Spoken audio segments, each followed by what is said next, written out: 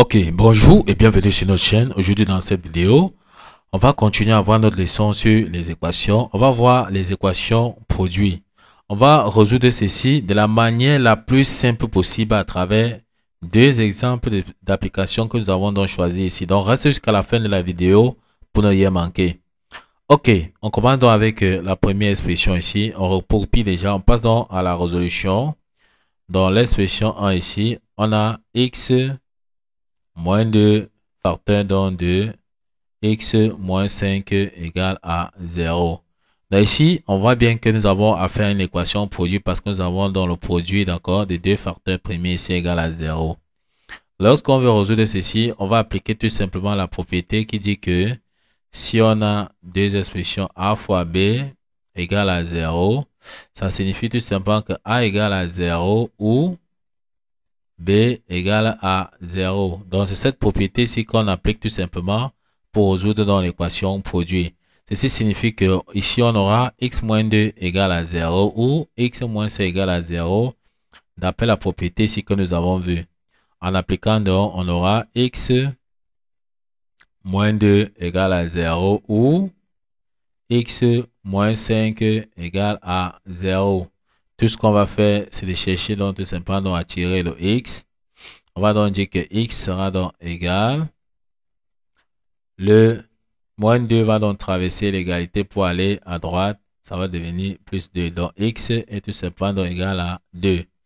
On vient donc ici où x sera donc égal à quoi? De la même façon, le moins 5 va traverser l'égalité pour aller à droite. Lorsque ça traverse l'égalité pour aller à droite, ça devient tout simplement plus 5. Donc x est égal à 5.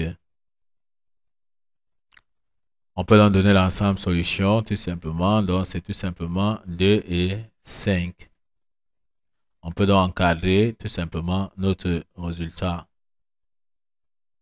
Ok, on a donc fini avec la première solution. On passe donc tout simplement à la deuxième équation. On profite pour effacer le tableau et on invite alors ceux qui ne sont pas encore abonnés à la chaîne de s'abonner, de liker la vidéo, de partager la vidéo aux proches et amis pour les aider aussi et ne pas manquer donc d'activer la cloche de notification pour ne pas manquer nos prochaines vidéos. On passe donc au deuxième exemple ici. On a donc au deuxième exemple 3x facteur donc de 4x moins 8. Tout ceci égale à 0. On voit que nous avons ici à faire encore à un produit, à une multiplication donc égale à 0. Donc nous avons toujours a fois b égale à 0. Donc pour résoudre, nous allons toujours appliquer la propriété qui dit que si on a a fois b égale à 0, alors a égale à 0 ou b égale à 0. En appliquant ceci signifie tout simplement qu'on aura ici 3x égale à 0 ou 4x moins 8 égale à 0 d'après cette propriété que nous avons vue. En appliquant, donc, on aura 3x égale à 0 ou 4x moins 8 égale à 0. On va donc résoudre séparément. On tire donc le x ici.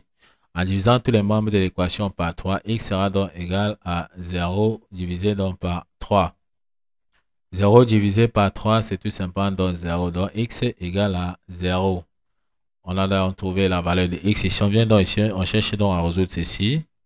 Donc on aura 4x sera donc égal à quoi? On voit que le moins 8 va traverser dans l'égalité pour aller à droite. Lorsque ça va venir ici à droite, ça va devenir, ça va changer de signe, ça va devenir plus 8. Donc 4x est tout simplement donc égal à 8. On cherche donc à tirer x.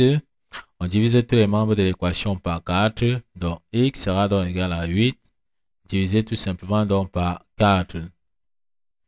Et 8 divisé par 4, c'est tout simplement donc 2. Donc x est égal à 2. On peut donc donner la solution. On commence donc par 0. On nous donne tout simplement 0, 2. On peut donc tout simplement encadrer notre solution.